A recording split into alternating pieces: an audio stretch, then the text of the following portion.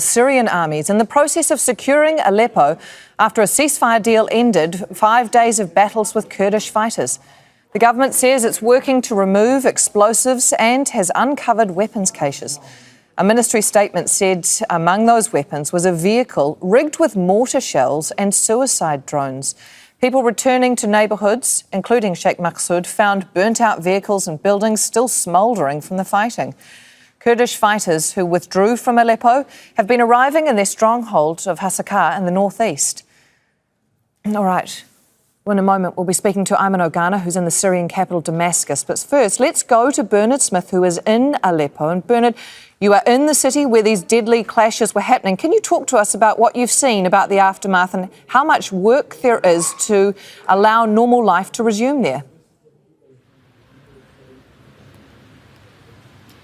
So there were two neighbourhoods which were the focus of these confrontations between the SDF, Kurdish-backed SDF forces, and the Syrian government forces, Ashrafieh and Sheikh Maqsoud. Now, Ashrafieh, in fact, most people have now been able to go back home there. More were being bussed in earlier today, but a lot went back home yesterday. It's a slightly different scenario in Sheikh Maqsoud. People have still not been able to go back, apart from perhaps people who live on the sort of very outskirts of the neighbourhood. Now, the government says they're still essentially searching for clues and for evidence. The SDF controlled this area for about 14 years. So within it, the government, being it was an SDF stronghold, is looking for evidence to how they operate and how they were working. And also we know they are looking for prisoners as well, people who were arrested during the fall of the Assad regime, people who'd fled during the fighting, civil activists, opposition fighters at the time. The SDF was allied with Assad's forces and they were kept prisoner in Sheikh Maqsoud. It's understood, so they're looking for them as well. So far, residents have not been able to go back there, and we're also getting reports that the SDF and government forces are regrouping about 50 kilometres or so to the east of Aleppo, further into the countryside, regrouping, but no reports of any fighting there at the moment. OK, you mentioned there, though, that the SDF had control of for around 14 years. That's quite a long time, and yet when all of this, the bussing out was first brought to attention and the SDF were volunteering to go, the context to that was that they were doing it to help the civilians or the residents who do live in these areas. Can you give us some more context as to your understanding of why the SDF made that decision and that statement?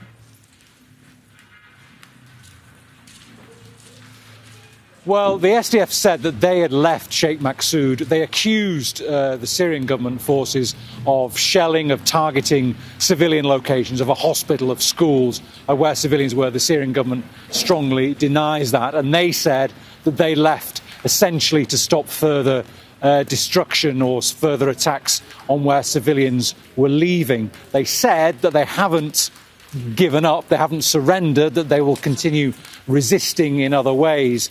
But and we know, for example, that the Syrian Information Ministry website was hacked. That's thought to have been behind the SDF. And also, as I say, they're regrouping further to the east of Aleppo. And that indicates that the challenge of trying to integrate these forces still remains, because the SDF and the Syrian government forces are supposed to have been integrated more than, well, almost a year ago now. It's still not happened. And if those forces are regrouping to the east of Aleppo, it doesn't give an immediate indication that there's any sort of coming together of those forces in the near future. Bernard Smith joining us from Aleppo. Thank you very much. Let's go now to Ayman Oghanna, who is joining us from Damascus. And Bernard just then talking about the integration, which I want to talk to you a bit more about. But first, the SDF, as Bernard also mentioned, bussed back to an area known to be a stronghold of its forces. So how does this all play out for the government?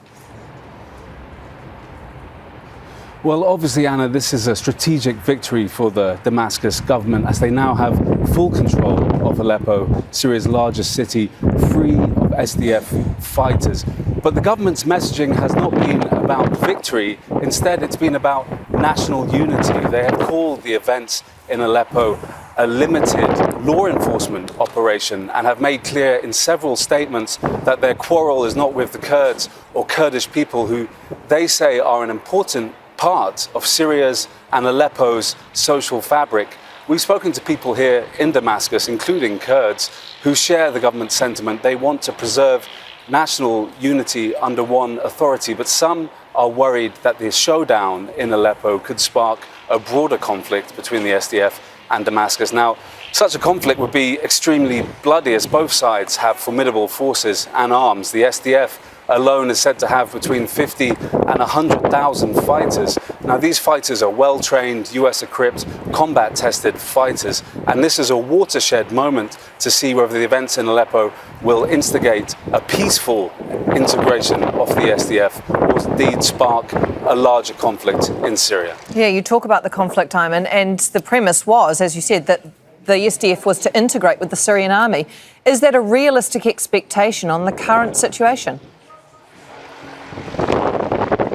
Well, it's difficult to say right now. The violence in Aleppo may make clear to the SDF the necessity that they have to integrate into Syrian state institutions peacefully, or it could make them more reluctant to put down their weapons. We spoke to some Syrian Kurds in the northeast of Syria, and they said that violence in the southern city of Suwaida may have led the SDF more reluctant to lay down their arms. Now, last March, in a so-called historic meeting, the SDF met with Damascus and said that they would integrate into Syrian state institutions before the end of 2025. Well, obviously, it's the new year and that hasn't happened, and the reluctance of the SDF could linger as the government and the SDF have increased their fighting against each other, which many fear could cause a broader conflict which would be extremely bloody indeed and really be bad for Syria's national unity, which is what the government says it's trying to preserve above all else.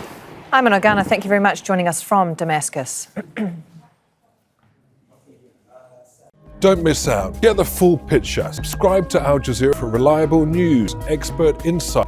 Like, share, stay ahead.